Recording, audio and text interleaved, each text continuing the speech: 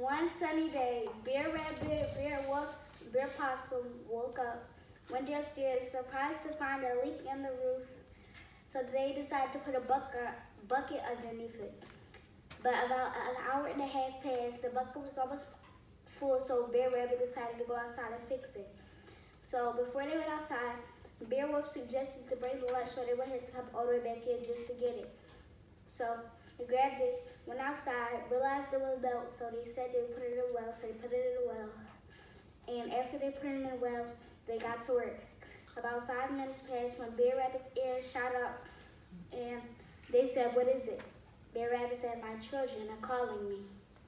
They said, "Go on." So he went there, hid behind a tree, waited until they got back to work, tiptoed over to the well, and took off a piece of butter, shoved in his mouth, backed off his mouth, went back up the ladder and said, "My wife is sick. My children are hungry."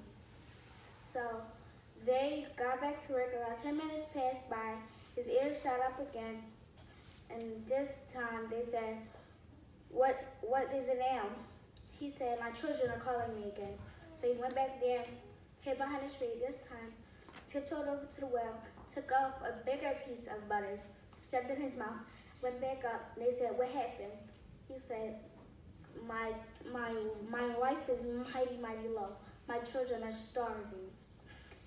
Then they got back to work, sat there talking, giggling, laughing. About 30 minutes passed by, and when Bear Rabbit's ear shot up for a third time, he said, "My children are calling me." This time they didn't say nothing. They just let him go. He went down, hid behind the tree, waited till they stopped looking, tipped over to the well. Then he stood there at the well, thought about it, and then he said, "Maybe it won't hurt if I just eat the whole thing."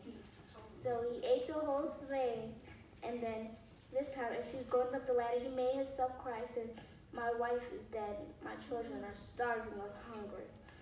Then this time they said, "Oh, sorry to hear that." He said, "Don't worry about me, I'm fine." Then this time they said, "I know, maybe we should take a break and eat some lunch." So that's exactly what they did. They took a break, and so they went down the ladder, and they got the picnic set up. Bear Wolf told Bear Possum to go get the butter.